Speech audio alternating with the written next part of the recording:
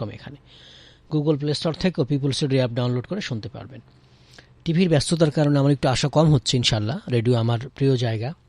রেডিওতে আমার অনেক লিসেনার আছে যারা আমাকে ভালোবাসে। অনেক চেঞ্জ হয়েছে, অনেক নারী পুরুষ এই আমার আলোচনার মধ্য দিয়ে, প্রশ্নোত্তরের মধ্য দিয়ে। এজন্য রেডিওকে আমি ভালোবাসি। একটু টিভির ব্যস্ততার কারণে আমার আশা হয় না।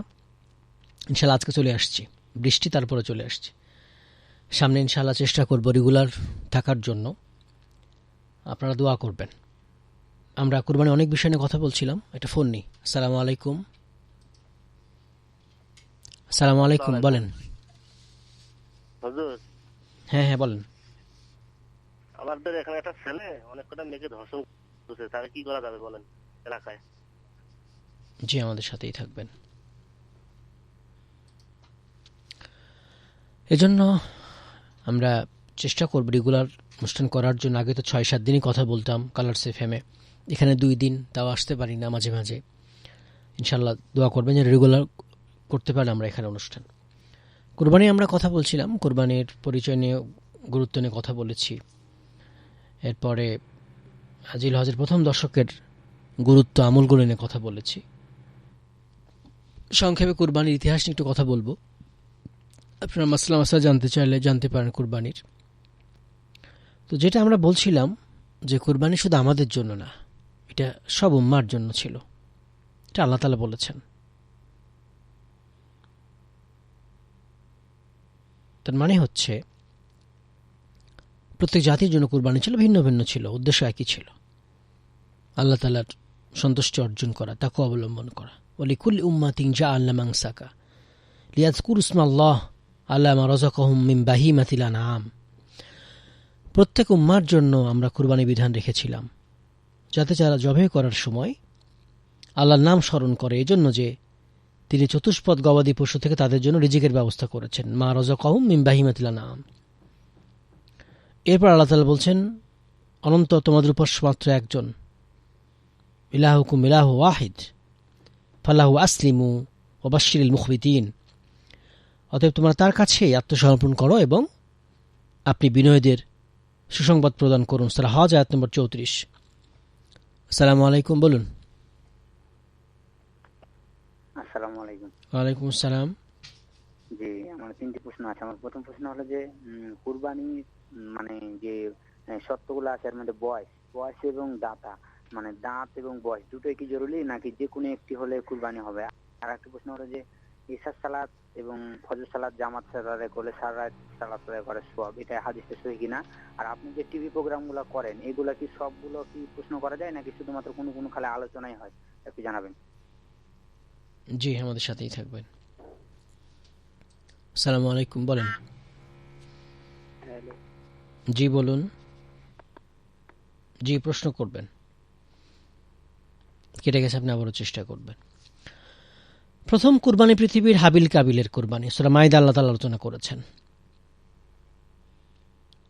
এরপর আমরা যে কুরবানি করছি এটা ইব্রাহিম আলাইহিস সালামের কুরবানি। আল্লাহ তাআলা সূরা সফফাতে অনেক আয়াত আলোচনা করেছেন, 102 থেকে 8-9 পর্যন্ত। এটা সুন্নাত ইব্রাহিম বলা হচ্ছে, আল্লাহর রাস্তায় কুরবানি করা, যেটা মুকিম, বাসা, মুসাফির সব অবস্থায় পালন এই বিধানটা। রাসূলুল্লাহ সাল্লাল্লাহু আলাইহি ওয়াসাল্লাম মদিনায় ছিলেন 10 বছর, 10 বছরই কুরবানি করেছেন। এই কুরবানি সম্পর্কে আল্লাহ তাআলা বলছেন, ফালাম্মা বালাগা মাআহু সাইয়া ক্বালা ইয়া বুনাইয়া ইন্নী আরা ফিল মানামি আন্নী আযবাহুক ফানজুর মাযা তারা ক্বালা ইয়া আবাতি ফাআল মা তু'মার সাতাজিদুনি ইনশাআল্লাহু মিনাস সাবিরিন। যখন সে ইসমাঈল তার পিতার সাথে চলাফেরার বয়সে পৌঁছালো, তখন তিনি ইব্রাহিম তাকে বললেন, হে বৎস, আমি স্বপ্নে দেখেছি আমি তোমাকে জবাই করছি, অতএব বলো তোমার মতামত কি? ছেলে বলল, আব্বা, আপনাকে যে আদেশ করা হয়েছে তা আপনি পালন করুন, ইনশাআল্লাহ আপনি আমাকে ধৈর্যশীলদের অন্তর্ভুক্ত পাবেন। সূরা সফফাত আয়াত নম্বর 102। এরপর আল্লাহ তাআলা ধারাবাহিক আলোচনা করেছেন, ফালাম্মা আসলামা ওয়া তাল্লাহু লিল জাবিন ওয়া নাদাইনাহু আয়া ইব্রাহিম قد صدقت الرؤيا إنا كذلك نجزي المحسنين إن هذا لهو البلاء المبين وفديناه بذبح عظيم وتركنا عليه في الآخرين। পিতা পুত্র আত্মসমর্পণ করলো, ছেলে বাবা আত্মসমর্পণ করলো, পিতা পুত্রকে উপর করে ফেললো। তখন আমরা ডাক দিলাম ইব্রাহিমকে, ইব্রাহিম নিশ্চয় তুমি তোমার স্বপ্নকে সত্যে পরিণত করেছো, তুমি তোমার স্বপ্নকে সত্যে পরিণত করেছো। এভাবে আমি সৎকর্মশীলদের পুরস্কার দিয়ে থাকি। নিশ্চয় এটা সুস্পষ্ট পরীক্ষা ছিল, আমি তো জবেও চাইনি, সুস্পষ্ট পরীক্ষা ছিল। আর আমরা তার পরিবর্তে দিলাম, ইসমাইলের পরিবর্তে দিলাম মহান জীব বিদ্যিবিহীন আযীম, এবং আমরা এটাকে অর্থাৎ কুরবানির প্রথাটাকে রেখে দিলাম পরবর্তীদের জন্য, কুরবানির প্রথা রেখে দিলাম পরবর্তীদের জন্য। ইব্রাহিমের উপরে শান্তি বর্ষিত হোক। এরপর আল্লাহ তাআলা বলছেন সালামুন আলা ইব্রাহিম, ইব্রাহিমের উপরে শান্তি বর্ষিত হোক, সূরা সফফাত 109 পর্যন্ত। ইব্রাহিম আলাইহিস সালাম 86 বছর বয়সে ইসমাইলকে পেয়েছেন হাজেরার গর্ভে, 99 বছর বয়সে পেয়েছেন ইসহাককে সারার গর্ভে। তিনি 200 বছর বেঁচে ছিলেন। ফাররা বলছেন ইসমাইল আলাইহিস সালামের জবের সময় কুরবানির সময় বয়স ছিল 13 বছর। ইবনে আব্বাস রাদিয়াল্লাহু আনহু বলেন ওই সময় তিনি কেবল সাবালকত্বে উপনীত হয়েছিলেন। পিতা স্বপ্নে দেখলেন তিনি বৃদ্ধ বয়সের একমাত্র সন্তান ইসমাইলকে কুরবানি করছেন। তখন ইসহাক আসেন, ইসহাক আরও পরে 11-12 বছর পরে, 13 বছর পরে। নবীদের স্বপ্নে ওহী হয়, তাদের চোখ ঘুমালে অন্তর ঘুমায় না। ইব্রাহিম আলাইহিস সালাম 3 দিন স্বপ্ন দেখলেন। প্রথম রাতে স্বপ্ন দেখলেন, ঘুম থেকে উঠে ভাবলেন কি করবেন, এজন্য প্রথম রাতকে 8ই জিলহাজ ইয়ামুত তারবিয়া বলা হয়, স্বপ্ন দেখার দিন। দ্বিতীয় রাত পুনরায় একই স্বপ্ন দেখলেন, তিনি নিশ্চয়ই বুঝতে পারলেন এটা আল্লাহর পক্ষ থেকে নির্দেশ, এজন্য এই দিনটাকে 9 জিলহাজ ইয়ামে আরাফা বলা হয়ে থাকে, ইয়ামে আরাফা বলা হয়ে থাকে, নিশ্চিত হওয়ার দিন। তৃতীয় দিনে তিনি পুনরায় একই স্বপ্ন দেখলেন এবং কুরবানি করার সিদ্ধান্ত নিলেন, এজন্য এই দিনটাকে ইয়ামুন নাহার বলা হয়, কুরবানির দিন বলা হয়ে থাকে। এ সময় ইব্রাহিম আলাইহিস সালাম শয়তানকে 3 স্থানে 7টি করে পাথর, 3 স্থানে 7টি করে পাথর নিক্ষেপ করেছেন, ছোট পাথর, কঙ্কর। এখন হাজিরা যেটা সুন্নাহ অনুসরণে করে থাকে, শয়তানের বিরুদ্ধে কঙ্কর নিক্ষেপ করে থাকে এবং প্রত্যেকবার আল্লাহর বরত্ব ঘোষণা করে, আল্লাহু আকবার বলে আল্লাহর বরত্ব ঘোষণা করে থাকে। ইবনে আব্বাস রাদিয়াল্লাহু আনহু বলেন ইব্রাহিম আলাইহিস সালাম ছেলেকে কুরবানির প্রস্তুতি নিলেন, তাকে মাটিতে উপর করে শুইয়ে দিলেন। এমন সময় পিছন থেকে আওয়াজ এলো, ইয়া ইব্রাহিম কদ সাদ্দাকতা রুইয়া, তুমি তোমার স্বপ্নকে সার্থক করেছ। ইব্রাহিম আলাইহিস সালাম পিছনে ফিরে দেখেন একটি সুন্দর শিংওয়ালা এবং চোখওয়ালা সাদা দুম্বা, সুন্দর শিংওয়ালা চোখওয়ালা সাদা দুম্বা, কবসুন আবিয়াদ আকরনু আয়ুন, দাঁড়িয়ে আছে। সুন্দর শিংওয়ালা চোখওয়ালা সাদা দুম্বা দাঁড়িয়ে আছে। অতঃপর তিনি সেটা মিনা প্রান্তরে কুরবানি করলেন, সাবির ঢিলার পাদদেশে। ইবনে আব্বাস রাদিয়াল্লাহু আনহু বলেন এজন্য আমরা কুরবানির সময় অনুরূপ ছাগল দুম্বা খুঁজে থাকি। তিনি বলেন ওই দুম্বাটা ছিল হাবিলের কুরবানি, যা জান্নাতে ছিল, যাকে আল্লাহ তাআলা ইসমাইলের পরিবর্তে ফিদিয়া দিয়েছিলেন। ইব্রাহিম এই কুরবানিটি ছিলের ফিদা হিসাবে কুরবানি করলেন এবং ছেলেকে বুকে জড়িয়ে নিলেন। ইব্রাহিম আলাইহিস সালাম ইসমাইলকে বুকে জড়িয়ে নিলেন। তিনি বললেন ইয়া বুনাইয়া আল ইয়াউমা ওহিবতালি, হে পুত্র আজই তোমাকে আমার জন্য দান করা হলো, হে ইসমাইল আমাকে আজই তোমাকে আমার জন্য দান করা হলো। এখানে জবে উদ্দেশ্য ছিল না, আল্লাহ তাআলা চাচ্ছিলেন বাবার আনুগত্য, ছেলের আনুগত্য, তাকওয়ার পরীক্ষা নেয়া, এবং উভয়ে পাশ করেছিলেন। ইব্রাহিম আলাইহিস সালাম পাশ করেছিলেন, ইসমাইল আলাইহিস সালাম পাশ করেছিলেন। ইব্রাহিম প্রস্তুতি নিয়েছিলেন, ইসমাইল আত্মসমর্পণ করেছিলেন, সম্মতি দিয়েছিলেন আনুগত্যের মাধ্যমে। ইমাম কুরতুবী রাহিমাহুল্লাহ এই আয়াতের ব্যাখ্যায় বলছেন ওয়াফাদাইনাহু বিযিবহিন আযীম, উট গরু কুরবানির চেয়ে ছাগল কুরবানি করা উত্তম। রাসূলুল্লাহ সাল্লাল্লাহু আলাইহি ওয়াসাল্লাম নিজেও শিংওয়ালা ছাগল কুরবানি করেছেন, খাসি কুরবানি দিতেন। অনেক বিদ্বান বলেছেন যদি এর চাইতে উত্তম কিছু থাকতো তবে আল্লাহ তাআলা ইসমাইলের পরিবর্তে ফিদিয়া দিতেন। তবে উট গরু ভেড়া ছাগল সবগুলোতে কুরবানি করা জায়েজ, কারণ সবগুলোর ব্যাপারে হাদিস রয়েছে, সবগুলোর ব্যাপারে হাদিস রয়েছে। রাসূলুল্লাহ সাল্লাল্লাহু আলাইহি ওয়াসাল্লাম হজের সময় গরু কুরবানি করেছেন, উটও কুরবানি করেছেন। তাহলে আমরা অনেকগুলো মাসলা এখান থেকে জানতে পারলাম আজকের আলোচনা থেকে। আসসালামু আলাইকুম, বলেন। জি, প্রশ্ন করবেন। আসসালামু আলাইকুম। জি বলেন। জি সপ্তাহের মানে কোন কোন দিন সরাসরি লাইভ হয় প্রোগ্রাম আপনাদের টিভিতে, একটু কষ্ট করে জানাতেন। আমি একটা টিভি পাই, বাকি ভাই। জি বুঝতে পেরেছি। আমাদের প্রশ্নগুলো জবাব দেবেন ইনশাআল্লাহ, অনুষ্ঠান শেষ করতে হবে আমাদেরকে। আর একটা ফোন নিয়ে নি। আসসালামু আলাইকুম, বলেন। প্রশ্ন করবেন। জি ভাইয়া, ওই যে হজের যে রোজাগুলো আর কি, সিয়াম যে 10টা সিয়াম, সর্বোচ্চ তো 10টা, আর একদম কম কত, মানে শুধুমাত্র আরাফাতের দিনই? জি, ধর্ষণ শাস্তি জিজ্ঞেস করেছেন, আমরা তো শাস্তি দিতে পারবো না। এলাকায় ধর্ষণ করেছে তাকে আইনি হাতে তুলে দিতে হবে, প্রশাসনে তুলে দিতে হবে। ইসলাম স্টেট হলে শাস্তি দিত শরিয়ার অনুযায়ী। এখন তো বাংলাদেশে শরিয়ার শাস্তি নাই, মুসলমান দেশ বাট ইসলামী রাষ্ট্র না, ইসলামী বিধান মেনে চলে না। এটা কোনো মুসলমানের পক্ষে আসলে গ্রহণযোগ্য না, এটা ভুল কথা। মুসলমান অবশ্যই কুরআন সুন্নাহ অনুযায়ী আইন চালাবে, না চালালে আসলে এটা কুফরি হয়। এটা মুসলমান কখনো দুনিয়ার কোনো মানুষের আইন চালাতে পারে না। এজন্য আমাদের দেশে এখন রাষ্ট্রীয় আইন যেটা, এটা কুরআন সুন্নাহ আইন না, উচিত হবে এটা গ্রহণ করা।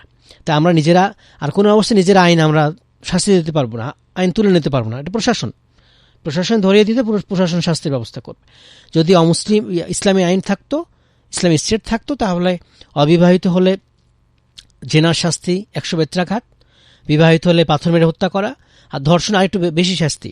ধর্ষণ শাস্তি হচ্ছে মৃত্যুদণ্ড, ধর্ষণের শাস্তি মৃত্যুদণ্ড। তবে যে ধর্ষক সে, বাকিটা তো মাজলুম যে অনিচ্ছাকৃত, সেখানে আপনার তার শাস্তি হবে না, যাকে জোর করেছে। আর যে জোর করেছে তার শাস্তি মৃত্যুদণ্ড। অথবা বিপরীত হাত পা কাটা, হাত ডান হাত বাম পা, বাম হাত ডান পা ভাবে। আল্লাহ তাআলা কোরআন মাজিদে আলোচনা করেছেন এটা নিয়ে, কারণ সে লুণ্ঠন করেছে, ইজ্জত লুণ্ঠন করেছে। ধর্ষণের শাস্তি ইসলাম অনেক কঠিন। জেনা ব্যভিচারে 2 জনের সম্মতি থাকে, কিন্তু ধর্ষণের সম্মতি থাকে না, একজনের সম্মতি থাকে না।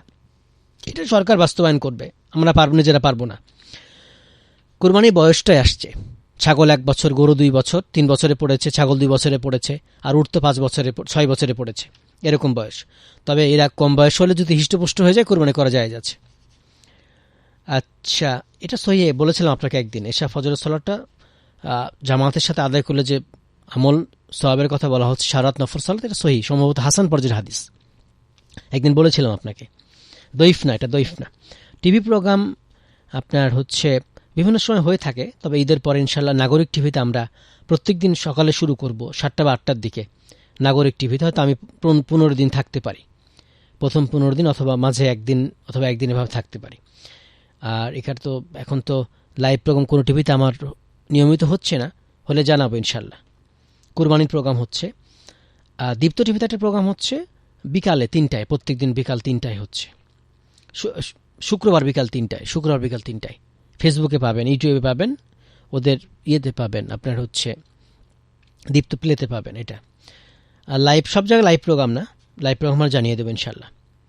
জিলহজের সিয়াম নির্ধারিত না, আপনি যে কয়টা করতে পারেন, 9টার মধ্যে যে কয়টা করতে পারেন, 9টা পারলে ভালো। আর 10 তারিখ তো ঈদ, আপনার ঈদের পরে তো খেতে হবে, সিয়াম পালন করতে পারবেন না, সালাত পরে এসে খেতে হবে। আর না পারলে আরাফা সিয়াম ছাড়া যাবে না। 5 তারিখ, সামনে 5 তারিখ যেটা আসছে, 5 তারিখের সিয়াম এটা ছাড়া যাবে না, এটা খেয়াল রাখতে হবে। আল্লাহ তাআলা আমাদের সবাইকে কোরবানি করার তৌফিক দান করুন। আর কোরবানির হুকুমটা একটু বলে দিই। কেউ বলছেন যে ওয়াজিব, কেউ সুন্নাহ বলেছেন। আর নেশাব, এটা নেশাবটা জরুরি না, কেউ নেশাবের কথা বলেছেন কয়েকদিন, আর যে বলছেন নেশাব জরুরি না। সংসারে খরচের পরে এটা কুরবানির পশুর ক্রয় করার টাকা থাকলে কুরবানি করবে, অথবা একটা ভাগা দিতে পারলে কুরবানি করবে। ভাগাও জায়েজ আছে বাসায়, এটা পূর্ণাঙ্গ পশু জায়েজ আছে। পূর্ণাঙ্গ পশু দেওয়া ভালো, ছাগল হোক, পরিবারের পক্ষ থেকে সবার, জীবিত মৃত সবার পক্ষ থেকে কুরবানি করা যাবে। শুধু মৃত ব্যক্তি কুরবানি আলাদা জায়েজ হয় না, ওসিয়ত না করলে। আর ওসিয়ত করলে পুরোটা সদাকা করে দিতে হবে, আর কেউ দিয়ে ফেললে পুরোটা সদাকা করে দিতে হবে, এটা খাওয়া যাবে না। এটা আল্লাহ তাআলা আমাদের সবাইকে কুরবানি করার তৌফিক দিন আল্লাহর নামে, আমাদের পক্ষ থেকে আল্লাহর নামে হবে। আল্লাহ তাআলা কুরবানি কবুল করুন আল্লাহর জন্য, আল্লাহ সন্তুষ্টির জন্য, লোক দেখানো না। অনেকে লোক দেখানো কুরবানি করে, এটা গ্রহণযোগ্য হবে না। আর ত্যাগের শিক্ষা কুরবানিতে, ত্যাগের জজবা রয়েছে, জীবন আল্লাহর জীবন দেওয়ার জজবা রয়েছে। খালি গোস্ত খাওয়া না, গোস্ত খাওয়া নিয়ে তো কুরবানি করলে কুরবানি হবে না, এটা খেয়াল রাখতে হবে। আপনি গোস্ত তো খেতেই পারবেন, নিয়ত গোস্ত খাওয়া হলে কুরবানি হবে না। আবার হচ্ছে ভাগা কুরবানি দিলে চেষ্টা করবেন তাকওয়াবান মানুষ, কেউ যদি কোনো কারণে তাকওয়াবান নাও হয়, অথবা আপনার হচ্ছে হালাল উপার্জন না হয়, কুরবানি হয়ে যাবে, যার যেটা ভাগ তারটা হয়ে যাবে। কারণ এক একটা ভাগ একটা ছাগলের মতো, এক একটা ভাগ এক একটা পূর্ণাঙ্গ ছাগলের মতো। এটা যদি কেউ কেউ বলছেন কারো কুরবানি হবে না, এই মতটা ততটা সহি নয়। সহি হচ্ছে আলাদা আলাদা কুরবানি হয়ে যাবে, কারণ এক একটা ভাগ এক একটা ছাগলের মতো। আজকে অনুষ্ঠান শেষ করছি, কথা আগামী পর্বে ইনশাআল্লাহ। সে পর্যন্ত আল্লাহ তাআলা আমাদের ভালো রাখুন, সুস্থ রাখুন, সুন্দর রাখুন। এই জিলহজের প্রথম দশকে বেশি বেশি আমল করার তৌফিক দান করুন, আমাদের কুরবানি কবুল করুন, আমাদের ইসলামের সাথে থাকার তৌফিক দান করুন। আমাদের যারা হজে যাচ্ছেন, বিশ্ব মুসলিম যারা হজে যাচ্ছেন, তাদের হজগুলো আল্লাহ তাআলা কবুল করুন, হজে মাবরুর দান করুন। আমিন। আসসালামু আলাইকুম ওয়া রাহমাতুল্লাহি ওয়া বারাকাতুহু। 91.6 FM. Allah